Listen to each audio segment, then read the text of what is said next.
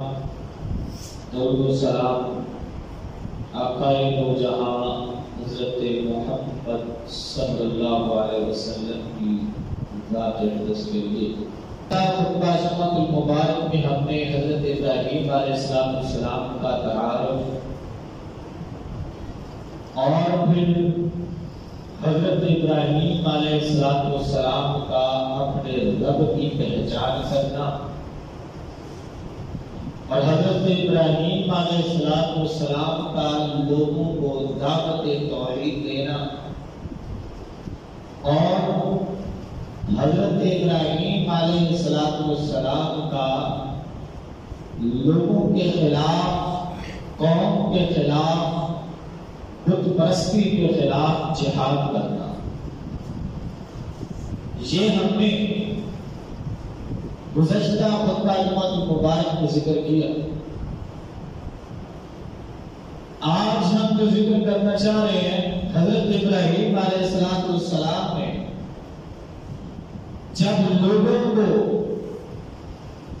ہر طرح سمجھا دیا اور لوگوں کے خلاف جہاد کر لیا، تو پھر لوگوں نے اور قوم نے مل کر، بادشاہ نے مل کر حضرت ابراہیم علیہ السلام کو آزمائشوں اور تکلیفوں اور پریشانیوں سے دو چار دیا۔ تو حضرات، آزمائش کے اسباب کیا ہیں؟ کس وجہ سے آزمائش کی جاتی ہے؟ نمبر ایک، پہلی وجہ یہ ہے کہ کسی کی شخص کے اندر صلاحیت دیکھنے کے لیے کہ اس کے اندر وہ صلاحیت موجود ہے یا نہیں۔ دوسرا سبب یہ ہے کہ مطلوبہ صلاحیت امتحان لینے والے کو پتا ہوتا ہے کہ اس شخص کے اندر وہ مطلوبہ صلاحیت موجود ہے، وہ لوگوں کو بتانا چاہتا ہے۔ اس وجہ سے بھی آزمائش ہوتی ہے، اور اسی وجہ کہ ان صلاحیتوں کی وجہ سے اللہ رب العزت اپنے بندے کو انعام دینا چاہتے ہیں، اس وجہ سے اللہ رب العزت اس شخص کے اوپر آزمائش اور پریشانیاں لاتا ہے۔ اور یہ دو وجہ جو آتی ہیں، لوگوں کو صلاحیتوں کے بارے میں بتانا اور انعامات دینا صلاحیتوں کی وجہ سے، یہ انبیاء کرام پر اللہ رب العزت اس وجہ سے آزمائش لاتا ہے۔ اور اسی وجہ سے حضرت ابراہیم علیہ السلام پر بھی اللہ رب العزت ان کی صلاحیتوں کو لوگوں کو بتانا چاہتے تھے، اور ان صلاحیتوں کی وجہ سے حضرت ابراہیم علیہ السلام کو بلند درجہ دینا چاہتے تھے، جس وجہ سے اللہ رب العزت نے یہ آزمائشیں اور پریشانی حضرت ابراہیم علیہ السلام کو دی۔ اور پھر ان آزمائشوں پر اللہ رب العزت نے خود ہی فرما دیا کہ جب بھی حضرت ابراہیم علیہ السلام کو کسی پریشانی اور کسی آزمائش سے دوچار کیا گیا، تو حضرت ابراہیم علیہ السلام اس پر مکمل اترے، انہوں نے مکمل طور پر کامیابی حاصل کی۔ اور حضرت ابراہیم علیہ السلام کو سب سے پہلے باپ کی طرف سے آزمائش ملتی ہے، باپ گھر سے نکال دیتا ہے۔ قوم کی طرف سے یہ کہ قوم نے آگ جلا دی اور آگ کے اندر پھینک دیا۔ حضرت ابراہیم علیہ السلام ہنستے مسکراتے ہوئے اس آگ کے اندر چلے گئے، اور اللہ رب العزت کی خوشنودی حاصل کرنے کے لیے اللہ رب العزت نے پھر حضرت ابراہیم علیہ السلام کے لیے اس کو گلزار بنا دیا۔ اور جب یہ سب ہو گیا، یہاں سے بھی بچ نکلے، تو قوم نے، بادشاہ نے ملک سے نکال دیا۔ ابراہیم علیہ السلام پر یہ آزمائش کہ اپنے قوم کو، اپنے ملک کو چھوڑ دینا. حضرت ابراہیم علیہ السلام، حضرت لوط اور حضرت ابراہیم علیہ السلام کی زوجہ حضرت سارہ، تینوں نے مل کر ہجرت کر لی. صرف یہی ہے جو اللہ رب العزت کو ماننے والے ہیں. تو اللہ رب العزت نے قرآن پاک میں اس طرح ارشاد فرمایا فآمن له لوط وقال انی مہاجر الی ربی انہ هو العزیز الحکیم. حضرت ابراہیم علیہ السلام اور حضرت لوط علیہ السلام یہ دیکھ کر اللہ رب العزت کے لیے ہجرت کر رہے ہیں. اب ہجرت کی اور ہجرت کرتے ہوئے جس باپ نے گھر سے نکالا ہے، جاتے ہوئے پھر بھی بڑے ادب و احترام سے کہتے ہیں قال سلام علیک ساستغفر لک ربی. ابو جان آپ پر سلامتی ہو. گالیاں نہیں بکی، اونٹ پٹانگ نہیں بولا، پھر بھی بڑے ادب احترام سے سلام کرتے ہوئے نکلے.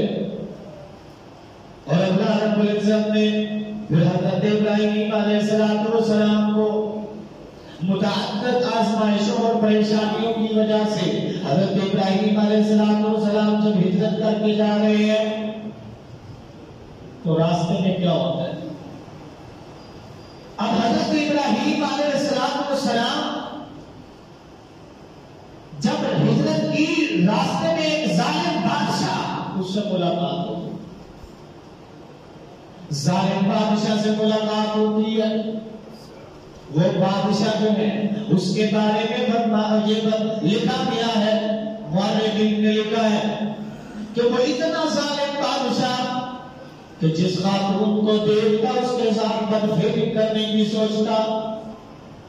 حضرت ابراہیم علیہ السلام نے جب دیکھا کہ میرے ساتھ میری زوجہ حضرت سارہ ہے، صحیح بخاری میں حدیث ہے، حضرت ابو ہریرہ رضی اللہ تعالیٰ عنہ بیان کرتے ہیں نبی علیہ السلام نے فرمایا کہ حضرت ابراہیم علیہ السلام اپنی 3 جھوٹ کی وجہ سے پریشان. 3 جھوٹ قیامت کا دن ہوگا، حضرت ابراہیم علیہ السلام اپنے رب سے بات کرنے سے ڈریں گے. وجہ کیا ہے؟ پوچھا گیا، فرمایا میں نے اپنی زندگی میں 3 جھوٹ بولے تھے. حقیقت میں وہ جھوٹ نہیں ہے. وہ 3 جھوٹ کون سے ہیں؟ حضرت ابو ہریرہ رضی اللہ تعالیٰ عنہ فرماتے ہیں کہ حضرت ابراہیم علیہ السلام نے جو 3 جھوٹ بولے، جن کو جھوٹ کہا ہے وہ کون سی بات ہے؟ فرمایا پہلی بات یہ ہے کہ جب حضرت ابراہیم علیہ السلام کی قوم میلے پہ جا رہی ہے اور میلے پہ جاتے ہوئے حضرت ابراہیم علیہ السلام سے فرمایا کہ آؤ چلو ہمارے ساتھ چلو، تو حضرت ابراہیم علیہ السلام فرماتے ہیں فقال انی سقیم، میں بیمار ہوں، جبکہ بیمار نہیں تھے. حضرت ابراہیم علیہ السلام نے فرما دیا میں بیمار ہوں. اور دوسرا کیا ہے؟ حضرت ابراہیم علیہ السلام نے جب بتوں کو توڑ دیا، قوم واپس آئی، قوم نے آگے پوچھا کہ یہ کس نے کیا ہے؟ حضرت ابراہیم علیہ السلام نے فرمایا بَلْ فَعَلَهُ كَبِيرُهُمْ هَٰذَا فَاسْأَلُوهُمْ إِن كَانُوا يَنطِقُونَ. یہ جو ان کا بڑا ہے اس نے کیا ہوگا، اس سے پوچھیں کیا کس نے تھا؟ حضرت ابراہیم علیہ السلام. اور کہا گیا کہ اس کے بڑے نے کیا ہوگا. اور تیسری بات جس کے بارے میں حضرت ابراہیم علیہ السلام پریشان کہ جب بادشاہ نے پوچھا کہ کون ہے تمہارے ساتھ، یہ کون ہے؟ تو حضرت ابراہیم علیہ السلام فرماتے ہیں کہ میری بہن ہے. اور حقیقت میں حضرت ابراہیم علیہ السلام جب یہ بات بادشاہ کے سامنے کہیں گے واپس آئے تو بعد اپنی زوجہ کے سامنے جا کے کہتی ہے اے میری بیوی، اے زوجہ، میں نے اس بادشاہ کے سامنے جاتی کہ بات نہیں ہے کہ تم میری بہن ہو، اب تم مجھے جھٹلا نہ دینا، وہاں جا کے مجھے جھوٹا ثابت نہ کر دینا۔ اس کی وجہ کیا ہے؟ میں نے بہن کیوں کہا ہے؟ اس وجہ سے کہ اس کائنات میں ایمان والے صرف ہم تین ہیں، اور ایمان کے رشتے میں ہم بہن بھائی ہیں۔ کیوں؟ اللہ رب العزت نے فرمایا انما المؤمنون اخوہ، اس کائنات میں ایمان والے سب بہن بھائی ہیں، ایمان کے رشتے میں ہم بہن بھائی ہیں۔ اس وجہ سے میں نے اسے یہ کہتی ہے کہ یہ میری بہن ہے۔ اور یہاں پہ میں ایک اور بات کہنا چاہتا ہوں کہ حضرت ابراہیم علیہ السلام نے بہن کیوں کہا؟ حضرت ابراہیم علیہ السلام نے بہن اس وجہ سے کہا کہ وہ بادشاہ جو ہے، اگر کوئی ایسی خاتون اس کے سامنے آتی کہ جو کسی کی بیوی ہوتی، اس کے ساتھ تو وہ بدفعلی کر لیتا، اگر وہ کسی بہن اپنے بھائی کے ساتھ ہوتی تو وہ کچھ شرم حیا کر لیتا، درگزر کر جاتا۔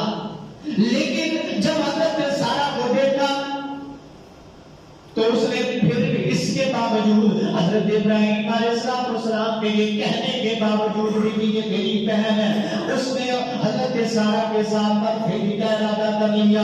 جب حضرت سارہ کے ساتھ بدفعلی کا ارادہ کرتا ہے تو پہلی مرتبہ جب حضرت سارہ کے قریب ہونا چاہتا ہے تو کیا ہوتا ہے؟ وہ گھٹنوں تک وہ زمین میں دس جاتا ہے۔ جب پہلی مرتبہ قریب ہونا چاہا زمین میں دس گیا، حضرت سارہ سے التجا کرنے لگا، کہنے لگا میرے لیے دعا کر دو، مجھے معاف کر دو، میں وعدہ کرتا ہوں میں تمہیں کچھ نہیں کہوں گا۔ حضرت سارہ نے دعا کی، اللہ رب العزت نے اسے زمین سے نکال دیا۔ جب زمین سے نکلا اپنا وعدہ بھول گیا، پھر سے ارادہ ہوئی، پھر بدفعلی کرنا چاہی، حضرت سارہ کے قریب ہوا، اللہ رب العزت نے اندھا کر دیا۔ جب دوسری مرتبہ وہ اندھا ہو گیا تو حضرت سارہ سے کہنے لگا، پھر سے انتظار کرنے لگا، پھر سے کہنے لگا مجھے معاف کر دو اور میرے لیے صحت کی دعا کر دو۔ حضرت سارہ نے پھر سے دعا کر دی، اللہ رب العزت نے معاف کر دیا۔ اللہ رب العزت نے جب معاف کیا وہ ٹھیک ہو گیا۔ جب وہ ٹھیک ہوتا ہے تیسری مرتبہ پھر سے وہ بدفعلی کا ارادہ کر لیتا ہے۔ جب تیسری مرتبہ قریب ہوتا ہے تو حضرت سارہ کے پاس آنے سے پہلے وہ جسم اس کا شل ہو جاتا ہے، فارغ زدہ ہو جاتا ہے۔ جب وہ اس طرح فارغ زدہ ہو گیا تو پھر سے وہ کہنے لگا کہ مجھے معاف کر دو۔ حضرت سارہ فرماتی ہے اب میرا معاملہ نہیں، تجھے یہ بات پتا ہونا چاہیے کہ میرا شوہر اللہ کا دوست ہے، اب اگر وہ معاف کرے گا تو پھر ہی اللہ رب العزت معاف کریں گے، اگر وہ معاف نہیں کرے گا تو پھر اللہ معاف نہیں کریں گے۔ تو حضرت ابراہیم علیہ السلام کو اس نے اندر بلایا۔ جب حضرت ابراہیم علیہ السلام کو اندر بلایا گیا، حضرت ابراہیم علیہ السلام سے التجا کرنے لگا، رونے لگا، گڑگڑانے لگا۔ حضرت ابراہیم علیہ السلام نے اللہ رب العزت سے دعا کر دی۔ جب اللہ رب العزت سے دعا کی اللہ نے معاف کر دیا، اس کو صحت دے دی، وہ ٹھیک ہو گیا۔ تو پھر وہ کیا کہتا ہے بادشاہ؟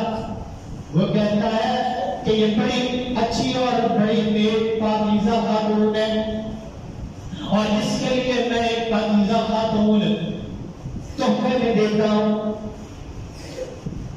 تو حضرت حاجرہ، سیدہ حاجرہ کو اللہ رب العزت کے حکم کے مطابق حضرت سارہ کو گفٹ میں دے دیا، تحفے میں دے دیا، کنیز بنا دیا۔ جب حضرت سارہ حضرت حاجرہ کو لیتی ہے، اپنے کنیز کو لیتی ہے اور حضرت ابراہیم علیہ السلام یہاں سے چل پڑتے ہیں یہ سارے اور فلسطین میں پہنچ جاتے ہیں ہجرت کرتے ہوئے۔ اب یہاں پہ رکتے ہوئے یہ تین جو جھوٹ ہے اس پہ بات کر رہے ہیں۔ حضرت ابراہیم علیہ السلام اللہ رب العزت کی بارگاہ میں کھڑے ہو کر اس بات پہ پریشان ہوں گے کہ میں تو 3 جھوٹ بولے تھے. ایک یہ کہا تھا کہ میں بیمار ہوں. حقیقت میں کیا ہے کہ حضرت ابراہیم علیہ السلام بیمار نہیں تھے. حضرات توجہ کرنا، یہاں پہ میں بات کہنا چاہتا ہوں، مفسرین نے لکھا ہے، محدثین نے ذکر کیا ہے کہ یہ بیماری کیا تھی. آپ دیکھیں کہ جب آپ کسی ایسی چیز کو دیکھتے ہیں جو آپ کو ناگوار گزرتی ہے، آپ کے دماغ کے اوپر پریشر آتا ہے، اور پریشر کے ساتھ آپ کو جو بیماری لاحق ہوتی ہے وہ بلڈ پریشر ہے. بلڈ پریشر، اور جب تک آپ اسے ٹھیک نہ کر لیں اور جلدی سے وہ کام ہو نہ جائے وہ ٹھیک نہیں ہوتی بیماری. تو حضرت ابراہیم علیہ السلام نے یہ جھوٹ نہیں بولا جو کہا کہ شکیل دماغ کے اوپر ایک بوجھ ڈالی ہے کہ جب تک میں ان کی بت پرستی کا علاج نہ کر لوں مجھے سکون نہیں ملے گا. یا آپ جو بھی کہہ سکتے ہیں، حضرت ابراہیم علیہ السلام نے جھوٹ نہیں بولا. دوسری بات جو یہ کہا بل فعلہ کبیرہم، وہ سارے لوگ جانتے ہیں، سب جانتے ہیں کہ پتھر نہیں توڑ سکتے، نہیں کر سکتے، تو اس میں جھوٹ نہیں ہے. سمجھانے کے لیے بات نہیں ہے، یہ بھی جھوٹ نہیں ہے.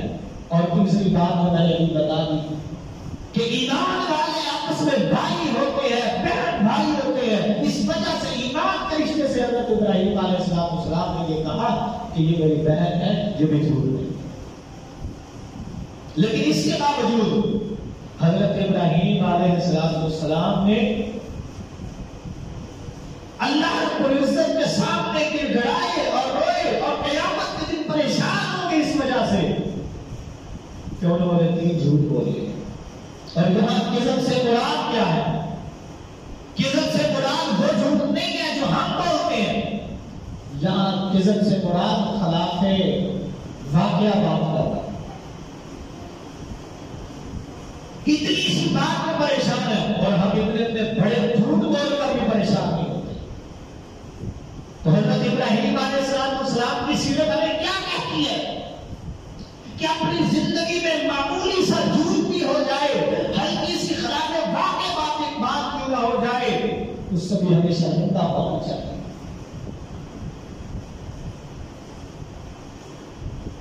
تو آج حضرت ابراہیم علیہ السلام ہجرت کر رہے ہیں اور فلسطین میں پہنچے ہیں. جب فلسطین میں پہنچے وہاں پہ اللہ رب العزت نے ایسے لوگوں کے ساتھ ملوا دیا جنہوں نے حضرت ابراہیم علیہ السلام کی تابعداری کری. حضرت ابراہیم علیہ السلام جب وہاں رہتے ہیں پھر اللہ رب العزت کی طرف سے حکم ہوتا ہے کہ لوط علیہ السلام کو اللہ رب العزت نبوت سے نواز دیتے ہیں. جب حضرت لوط علیہ السلام کو اللہ رب العزت نبوت سے نوازتے ہیں تو حضرت لوط علیہ السلام کو اللہ حکم دیتے ہیں کہ سدوم کی طرف چلے جاؤ. حضرت لوط علیہ السلام کو سدوم کی طرف بھیجا جاتا ہے. وہاں کے لوگ بہت زیادہ سرکش، وہاں کے لوگ بہت زیادہ بدتمیز قسم کے، اور یہاں پہ حضرت ابراہیم علیہ السلام اب فلسطین میں حضرت ابراہیم علیہ السلام نے اپنا مسکن بنا لیا. حضرت ابراہیم علیہ السلام نے جب فلسطین میں رہتے ہوئے اتنے سال گزر گئے تو اللہ رب العزت نے حضرت ابراہیم علیہ السلام کو ابھی تک اولاد سے نہیں نوازا. 86 سال پر ہو گئی، اولاد سے نہیں نوازا. لیکن اب کیا ہوتا ہے؟ حضرت سارہ کہتی ہے کہ اے ابراہیم علیہ السلام میرے سرتاج، اللہ رب العزت نے مجھ سے تو آپ کو اولاد سے نہیں نوازا، یہ میری کنیز میں آپ کو میں دے دیتی ہوں، اس سے نکاح کر لے، اس سے شادی کر لے، اللہ رب العزت ہو سکتا ہے اس سے آپ کو اولاد سے نواز دے. حضرت ابراہیم علیہ السلام سیدہ ہاجرہ سے نکاح کرتے ہیں، اللہ رب العزت اولاد سے نوازتے ہیں۔ حضرت اسماعیل علیہ السلام سیدہ ہاجرہ کے بطن سے پیدا ہوتے ہیں۔ جب حضرت اسماعیل علیہ السلام پیدا ہوتے ہیں تو سوتن ہوتی ہے، خیال آتا ہے دل میں کہ اس کو تو اللہ نے اولاد دے دی اور میں تو پہلی بیوی ہوں، مجھے اللہ پاک نے اولاد دے دی۔ حضرت اسماعیل علیہ السلام کے 16 سال بعد اللہ رب العزت نے حضرت اسحاق سیدہ سارہ کے بطن سے اللہ رب العزت نے عطا کی حضرت ابراہیم علیہ السلام کو۔ دوسری بیوی کو بھی اللہ رب العزت نے اولاد سے نواز دیا۔ اب اس دوران میں ہوتا ہے انسان ہے، ایک دوسرے کے ساتھ جتنی بھی محبت کیوں نہ ہو تو ان میں خیال آ ہی جاتا ہے۔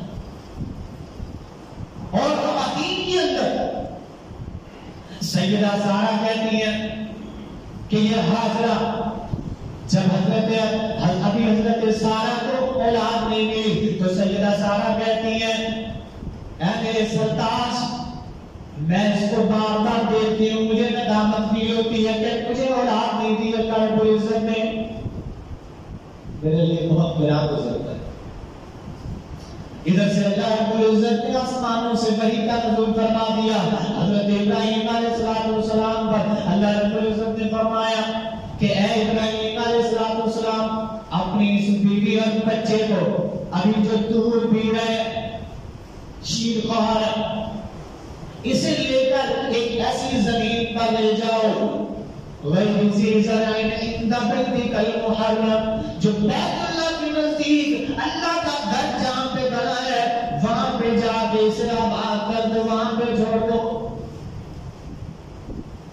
تو حضرت ابراہیم علیہ السلام حضرت حاجرہ کو لیتے ہیں اور حضرت اسماعیل علیہ السلام کو لیتے ہیں اور لے کر وہاں پہنچتے ہیں۔ حضرت ابراہیم علیہ السلام ایسی زمین پر جہاں بیت اللہ ہے وہاں پہ جب حضرت حاجرہ کو ٹھہرایا، کچھ کھجوریں اور تھوڑا سا پانی، اور اس جگہ کو اللہ رب العزت نے اس طرح اپنے قرآن پاک میں ارشاد فرمایا ربنا انی اسکنت من ذریتی بواد غیر ذی زرع عند بیتک المحرم ربنا لیقیموا الصلاة فاجعل أفئدة من الناس تهوی الیہم وارزقهم من الثمرات لعلهم یشکرون۔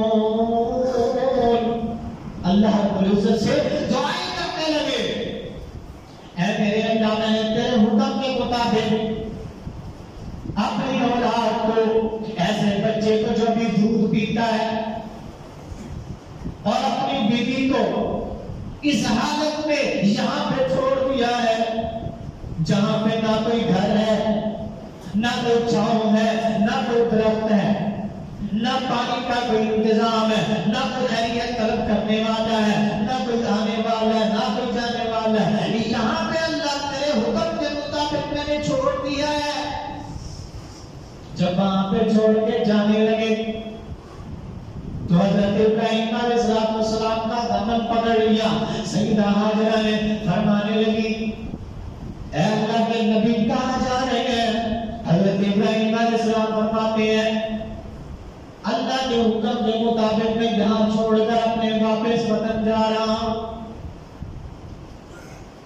آج کی کوئی خاتون ہوتی تو کیا کس طرح باتیں کرتی؟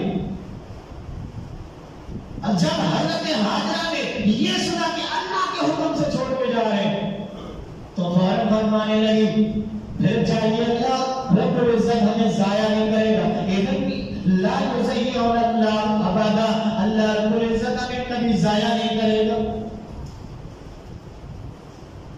اللہ رب العزت کا اتنا ایمان، اتنا یقین، یہاں پہ حضرت ابراہیم علیہ السلام چھوڑ کے جا رہے ہیں اور راستے پہ جاتے ہوئے اللہ سے دعائیں کر رہے ہیں اے اللہ میں تو یہاں چھوڑ کے جا رہا ہوں یہاں کوئی سایہ نہیں ہے، کوئی کچھ نہیں ہے، یہاں باپ کی شفقت نہیں ہے. یا اللہ میری اولاد جب بڑی ہو جائے میں تجھ سے دعا کرتا ہوں، اے میرے اللہ اس میری اولاد کو نماز قائم کرنے والا بنانا. باپ کو فکر ہے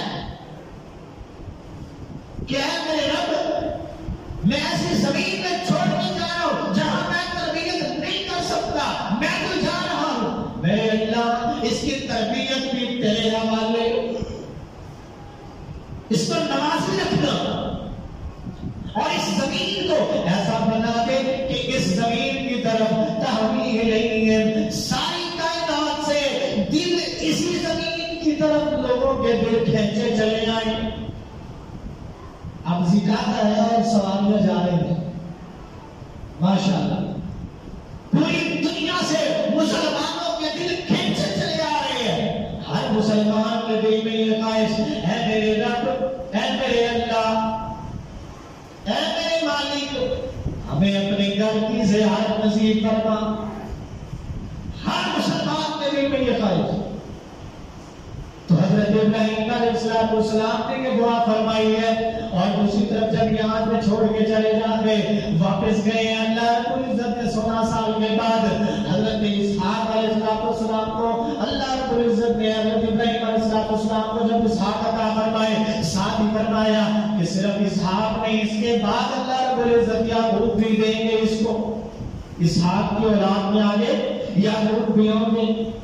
خوشخبری دے دی کہ پریشان نہیں ہونا. اب اس طرف اللہ رب العزت نے حضرت اسحاق، حضرت یعقوب کے ساتھ حضرت یوسف علیہ السلام کی اولاد، اور پھر دیگر انبیاء کرام بنی اسرائیل کا پھر سلسلہ جاری اسی سرزمین میں. اور دوسری طرف اللہ رب العزت نے حضرت ہاجرہ جان پہ چھوڑی ہے حضرت ابراہیم علیہ السلام نے. حضرت اسماعیل علیہ السلام تھوڑے تھوڑے بڑے ہو گئے. اللہ رب العزت نے حضرت ابراہیم علیہ السلام کو حکم دیا، اب جائیے جا کے اپنے بیٹے کو ذبح کیجئے. بیٹا پاس بھی نہیں ہے. اب باپ اتنے سالوں کے بعد ملنے کے لیے آئے، اللہ نے حکم دے دیا ہے کہ آپ اس کو ذبح کر دو. ذبح کرنے کے لیے لٹا لیا. اللہ رب العزت نے آزمائش میں کامیاب کر دیا.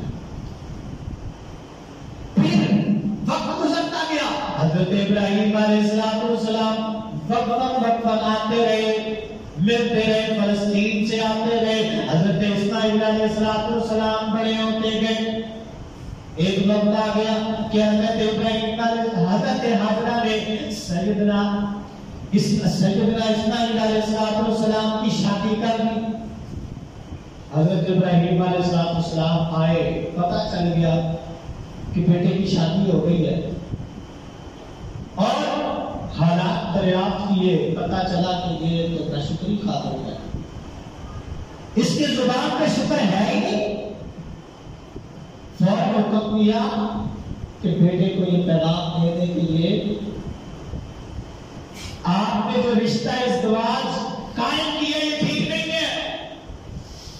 بیٹے نے اپنے باپ کا حکم مانا، اسے طلاق دی، دوسری سے شادی کی. کچھ وقت کے بعد جب دوبارہ آئے حضرت ابراہیم علیہ السلام حالات دریافت کیے، اور اس خاتون نے بڑے پیارے انداز سے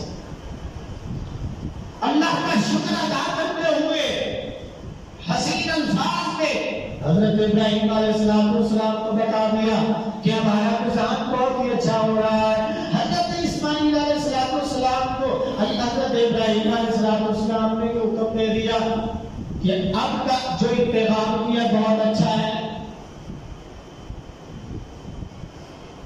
ایک حدیث ایسی ناشکری خاتون جو ہے اس کی وجہ سے اللہ رب العزت گھر میں برکتیں نہیں دیتی.